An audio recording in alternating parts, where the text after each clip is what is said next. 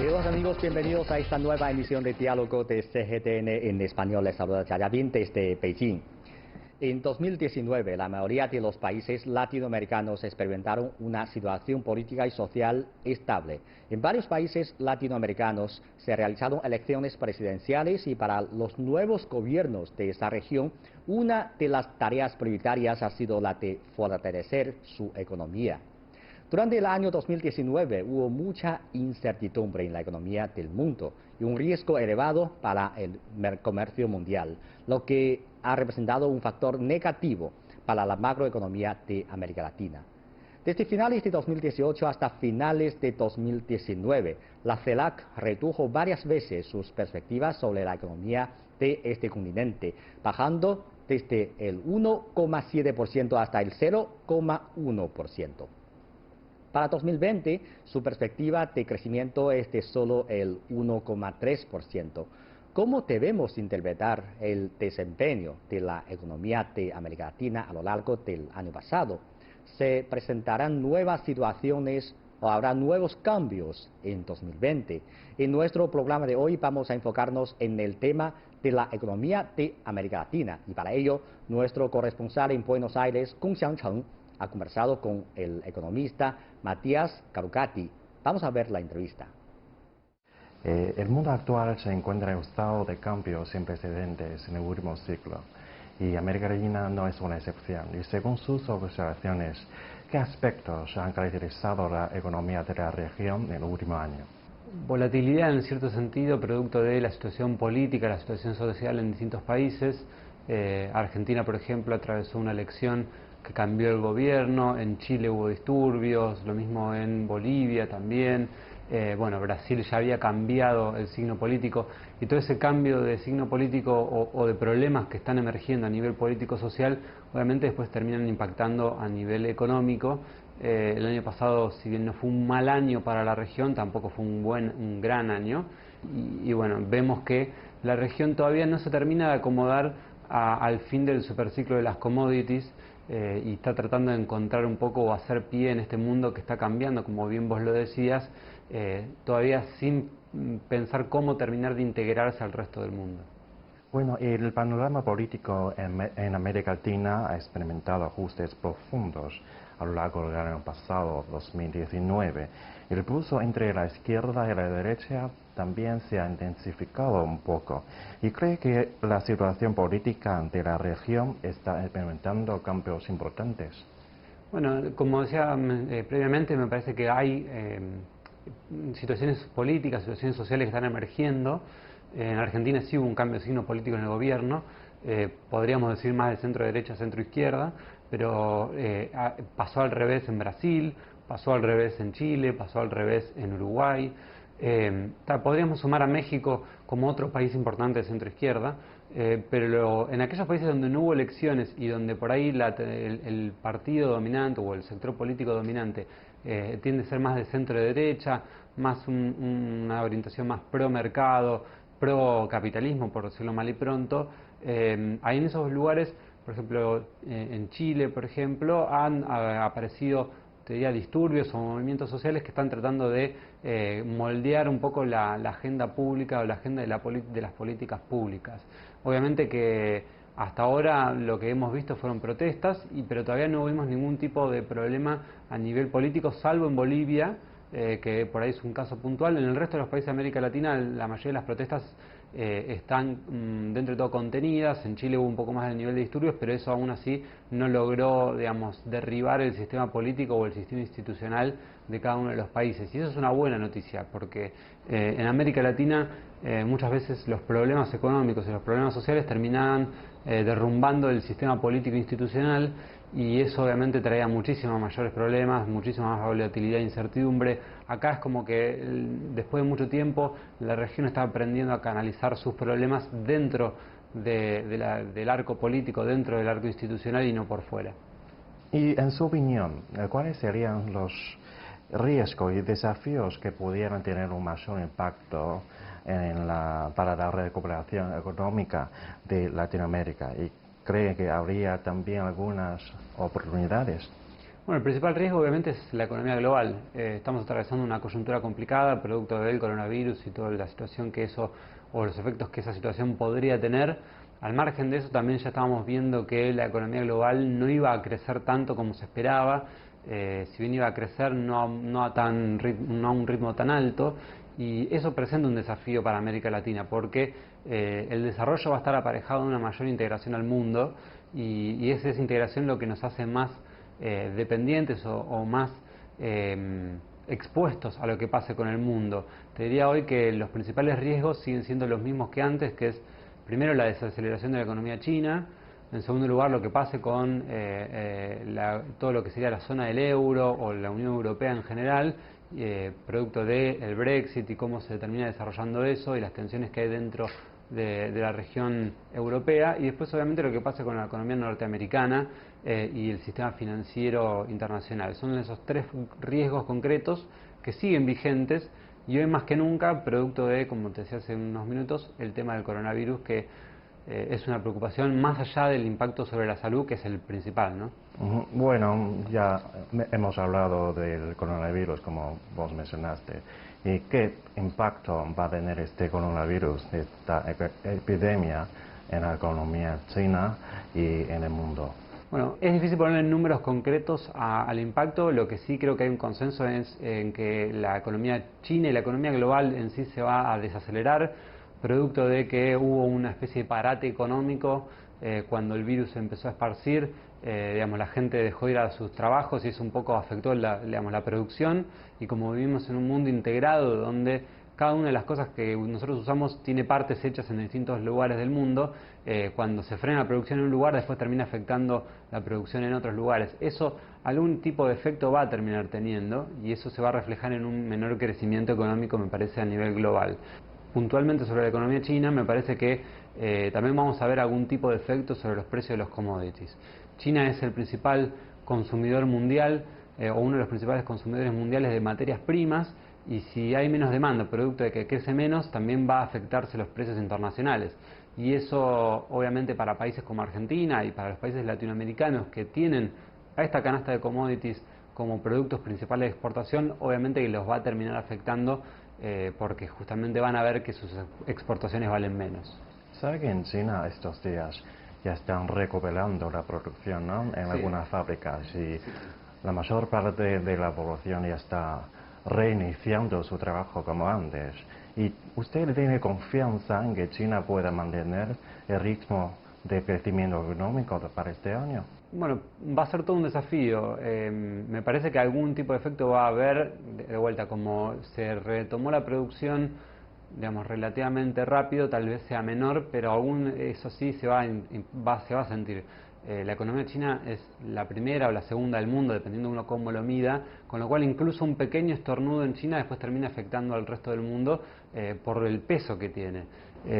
Incluso si uno confía en las autoridades del país, en que van a sacar adelante al país y la economía lo más rápido posible, tal vez perdamos algunos décimas de puntos porcentuales de crecimiento que después terminan afectando al resto.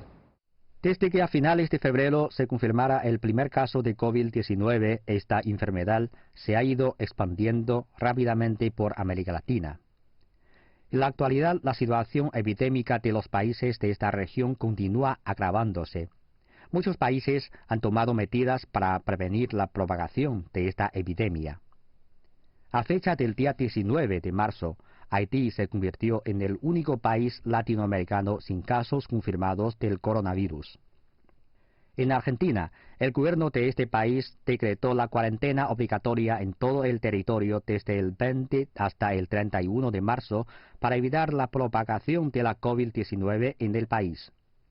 Además, el presidente argentino Alberto Fernández afirmó que va a construir 8 hospitales modulares de emergencia para hacer frente a la pandemia. Ante el aumento de casos de COVID-19, el gobierno también anunció medidas económicas para ayudar a los sectores perjudicados por la pandemia, como las empresas que se vieron forzadas a cerrar sus puertas temporalmente. Al mismo tiempo, el gobierno lanzó una plataforma pedagógica y la emisión de programas especiales sin señales de radio y televisión públicas ante la suspensión de las clases presenciales. Brasil confirmó también la primera muerte relacionada con el coronavirus causante de la COVID-19 el día 17 de marzo. Varios estados brasileños han tomado medidas para evitar la propagación del virus, como las de suspender las clases, posponer las actividades culturales y deportivas, fortalecer los sistemas de transporte público y cerrar temporalmente los cines y gimnasios.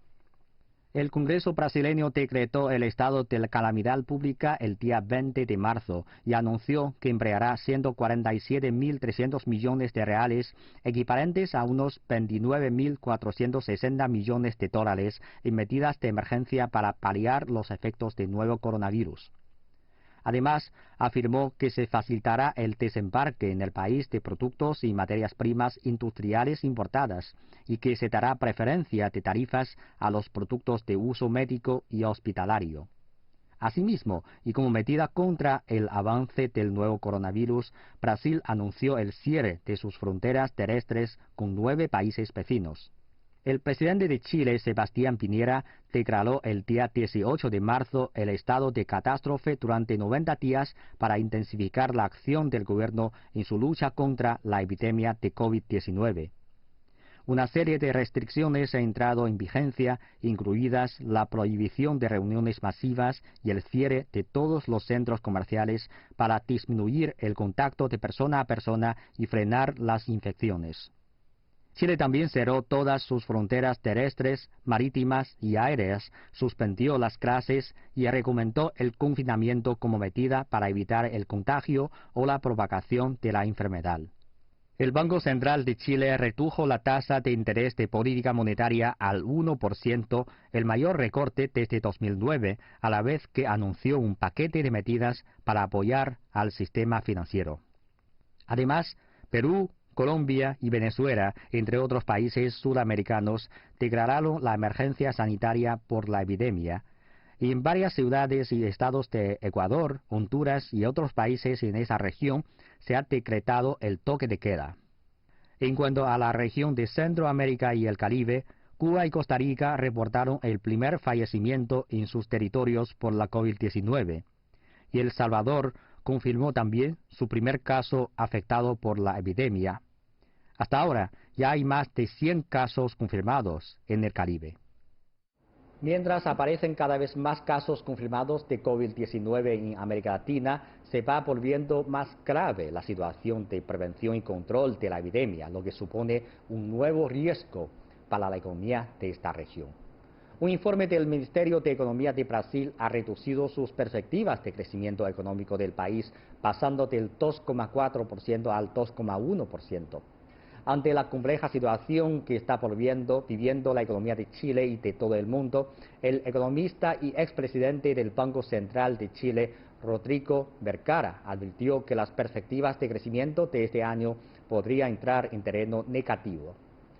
Al mismo tiempo que se elevan las medidas de prevención, los países latinoamericanos también están tomando medidas para salvaguardar su economía. Brasil anunció la inyección de casi 130.000 millones de dólares en su sistema financiero para aumentar su capacidad crediticia. Y con el fin de estabilizar su mercado financiero, México anunció la subasta de 2.000 millones de dólares de coberturas cambiarias para frenar la volatilidad del peso mexicano. Frente a esta nueva situación, ¿cuáles son los países latinoamericanos a los que debemos prestar especial atención en cuanto a su economía? Seguimos con nuestra entrevista ahora. Las perspectivas de desarrollo económico de Argentina también despiertan gran interés. El año pasado Argentina celebró las elecciones, ¿no? La centro-izquierda volvió al poder y la estrategia económica del país también se ajustó en consecuencia. ¿Y cómo evaluaste las principales tareas y perspectivas de futuro que enfrentan en estos momentos la economía argentina? Bueno, el principal problema que hoy enfrenta Argentina es el tema de la deuda, ¿no? Es el tema que está en el centro de la agenda, no solo de los medios y de los consultores, sino también del propio gobierno, que lo tienen como el principal punto a resolver, porque a partir de ahí un poco es lo que se empieza a abrir o cerrar el espacio para implementar políticas públicas. ¿Qué es lo que pasa? Argentina tiene un déficit fiscal y tiene un nivel de endeudamiento no tan alto, pero que sí le exige todos los años pagar un montón de vencimientos de intereses y de cancelar deuda, y no tiene acceso al mercado como para ir refinanciándolo, que es lo que haría un país normal. Lo que termina sucediendo entonces hoy es que Argentina, sin acceso al mercado, llega a los vencimientos y los tiene que pagar en efectivo. Y esa plata no la tiene Argentina. Entonces ese problema de liquidez es el que está asfixiando un poco la política fiscal, y por eso es que el gobierno está principalmente abocado a resolver este tema de la deuda, tratar de cambiar el cronograma de vencimientos, el cronograma del servicio de la deuda, de forma tal de que se reduzca la asfixia financiera y haya un poquito de espacio fiscal para implementar políticas más expansivas y que logren sacar a la economía argentina del estancamiento que lleva más o menos desde 2011. Entonces el primer punto a resolver el crítico es el tema de la deuda, porque a partir de ahí uno sí puede pensar políticas más orientadas a promover el crecimiento, que es el segundo problema, y además es por lo cual lo eligieron al presidente actual. Lo eligieron para sacar a la economía del estancamiento. La economía bajo la gestión de Mauricio Macri, la verdad que no tuvo una buena performance en materia de crecimiento, y por eso también perdió las elecciones. Y también, en tercer lugar, lo que permitiría resolver el tema de la deuda es ya desplegar políticas antiinflacionarias más efectivas y con un poco más de margen de autonomía. Argentina es una de las principales economías del mundo en materia de inflación, y si vos mirás el ranking, es el único de los países en el top 5 de países de inflación sin ningún tipo de problema civil o guerra o desastre, digamos, natural. Con lo cual es una especie de caso extraño de un país desarrollado, sin conflictos internos, sin conflictos externos, que tenga un nivel de inflación tan alto. Bueno, en su opinión, ¿qué desafíos o problemas pretende solucionar para la economía de Argentina en estos años? Bueno, ya les comentaba que está el tema de la deuda, las negociaciones están avanzando, principalmente entre el gobierno argentino y los acreedores externos. La mayoría de ellos son grandes fondos, o algunos de ellos, los más importantes, son fondos de inversión con presencia principalmente en Estados Unidos y en Europa. Y después hay otro actor en la mesa que uno también tiene que tener en cuenta, que es el FMI. Un FMI que tiene ahora otra conducción. Los responsables de haberle dado el préstamo a la Argentina ya no está Christine Lagarde, que ahora preside el Banco Central Europeo, ya no está David Lipton, que fue reemplazado como el vicedirector del FMI, y ya no está el jefe de la misión que se encargaba de Argentina, que era el italiano Roberto Cardarelli. Ninguno de los tres está. La cuarta persona involucrada, que es Alejandro Werner, sigue, pero está un poco corrido del medio.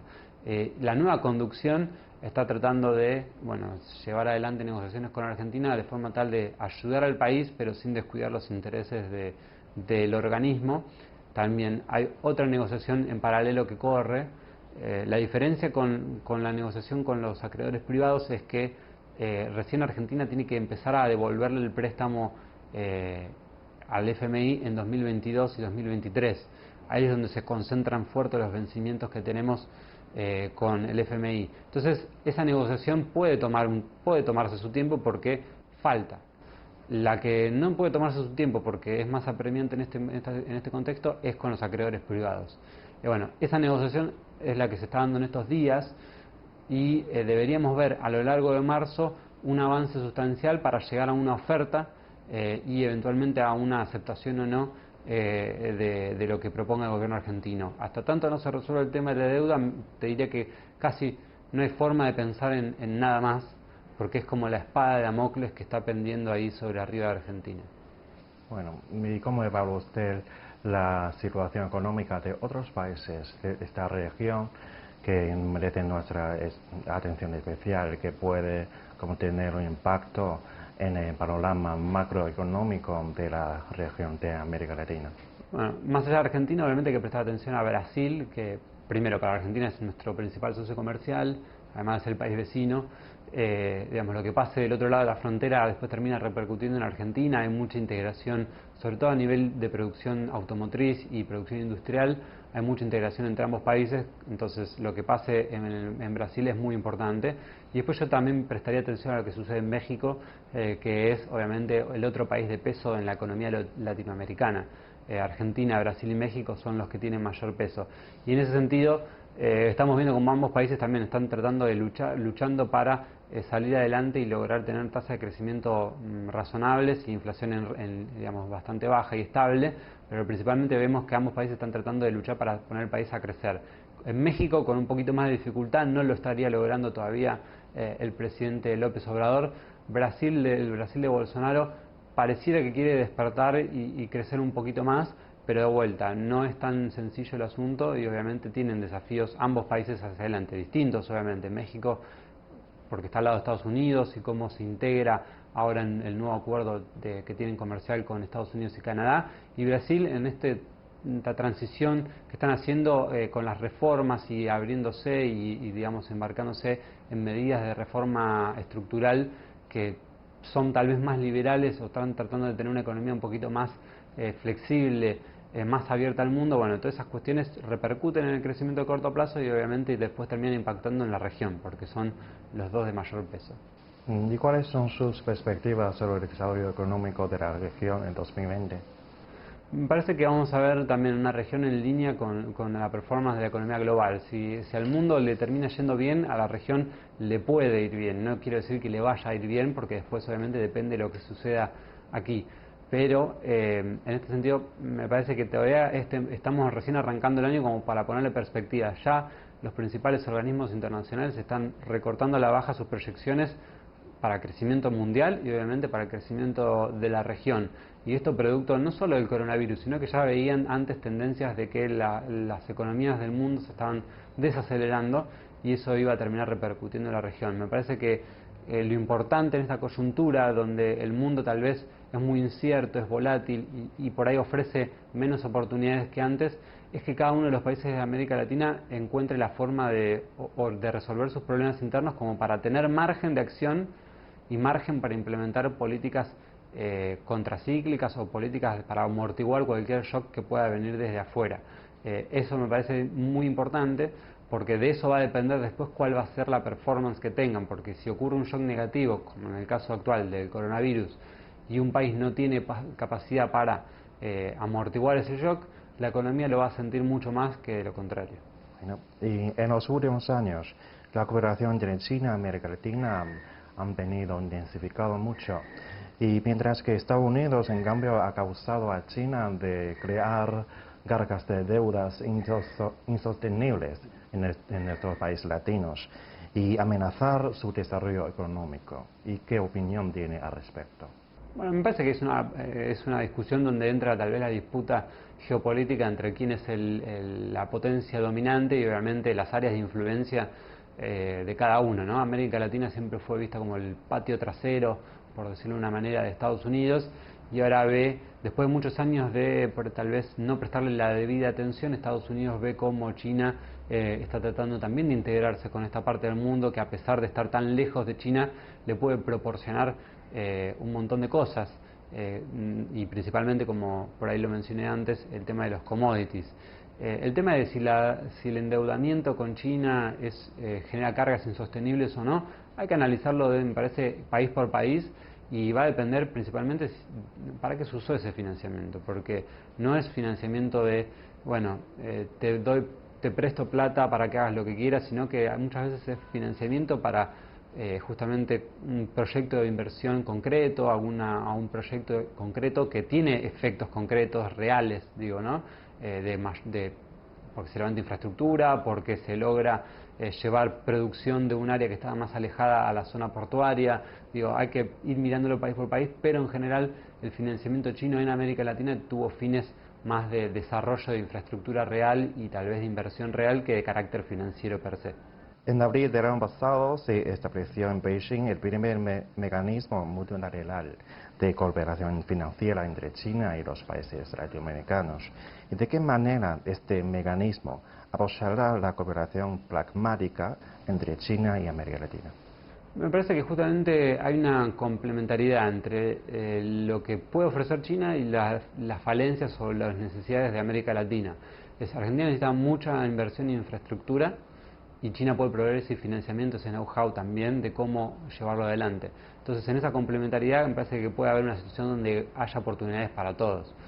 Capitales chinos financiando proyectos de inversión concretos, como por ahí si bueno, necesitamos que la producción que está en una zona alejada llegue al puerto para después poder ser exportada hacia China, bueno, ahí hay una oportunidad. Me parece que en esa inversión en infraestructura es donde tal vez haya mayores oportunidades de complementación o de complementariedad, perdón, entre ambos países.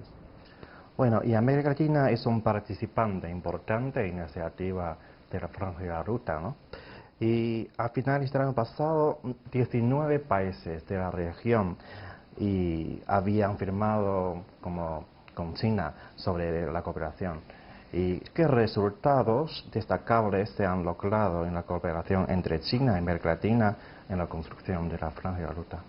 Me parece que todavía es muy temprano como para notarlos los efectos, porque se trata de un proyecto de muy largo plazo, es un proyecto estratégico por parte de China y recién, como bien decías, se firmó recién el año pasado todo este tipo de acuerdos. Con el paso del tiempo me parece que vamos a tener un poquito más de evidencia para ver si esto sirvió o no. Me parece que igual el hecho importante es remarcar que hubo países latinoamericanos que estaban interesados en formar parte de la iniciativa, de una iniciativa que ya tuvo y tiene efectos concretos más en Asia, en Medio Oriente y en parte de Europa también, y que ven que no quieren quedarse afuera de esa iniciativa porque ven que justamente hay oportunidades ahí. Entonces hay interés, hay que ver ahora si este interés se puede traducir en algo concreto y algo específicamente concreto en el sentido de que traiga beneficios también para América Latina.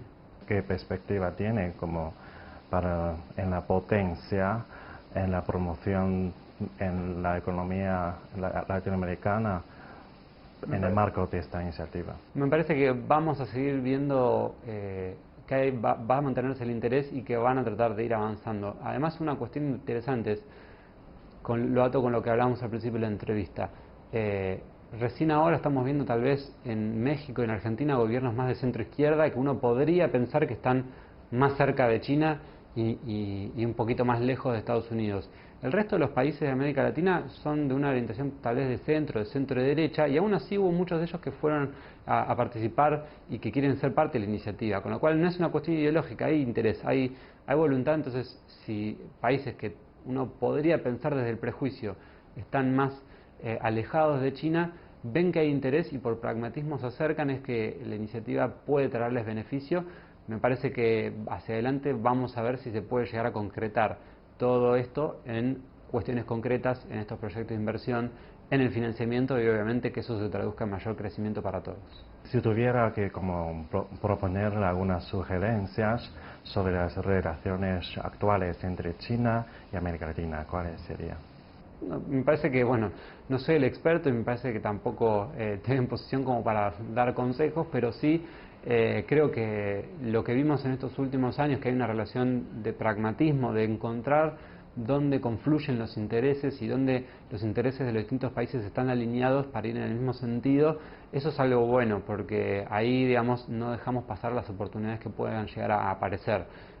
Esa cuestión, la del pragmatismo, me parece una idea central, una estrategia importante para poder avanzar en la integración entre tanto China con la región. Bueno, ¿y qué otros temas que te parece que merece nuestra atención especial en la colaboración entre China y América Latina en 2020? Principalmente tratar de lograr que la economía en China no se desacelere. Eso creo que puede ser la mayor contribución para todos. Pero después sí, tratar de obviamente encontrar esos nichos donde los productos latinoamericanos puedan llegar hacia China. Eso sería muy importante porque justamente aquel país se está convirtiendo en el principal mercado del mundo y los que se queden afuera de ese principal mercado no la van a pasar bien. En esta era de globalización, la economía del mundo está estrechamente interconectada.